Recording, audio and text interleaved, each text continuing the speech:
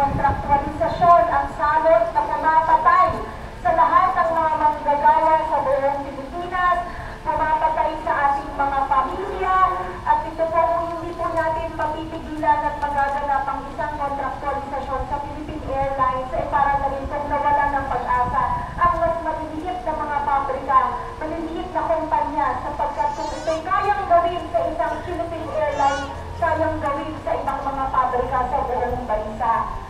At sana po sa panawagan din kanina ng iba't iba po nating mga leader, sana po tiyakin po natin ang ating pagkakaisa sa panahon ng tayo po ay nasa gitna, nasa gingit po tayo ng pananamantala ng isang tulad ni Lucio Tan, sapagkat ang mga manggagawa may dignidad. Hindi po tayo kayang dinhin tulad ng isang Ronnie Lagman.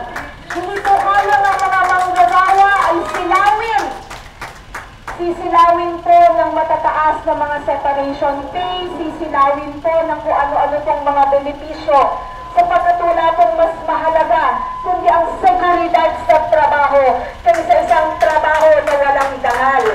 Isang trabahong kontraktual. Hindi po natin kayang sabihin sa ating mga pamilya na 5 buwan lang po tayo kakain ng maayos. 5 buwan lang tayo magbabayad ng tuition fee. 5 buwan lang meron akong matinong sahod dahil tayo'y magiging kontraktual. Walang benepisyo.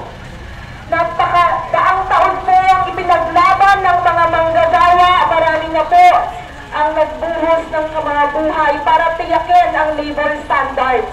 Ang 8 oras ng paggawa, ang karapatan po natin sa lahat ng benepisyo, ang karapatan natin sa matinong labor standards, lalong-lalo na ang karapatan po natin para sa seguridad sa trabaho.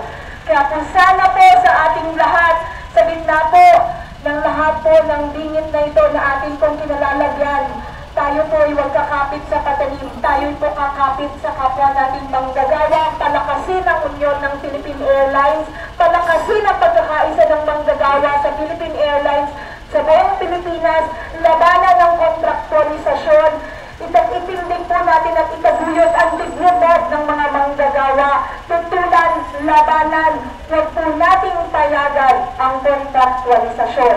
Mabuhay po ang Philippine Airlines, mabuhay po ang mga manggagawa,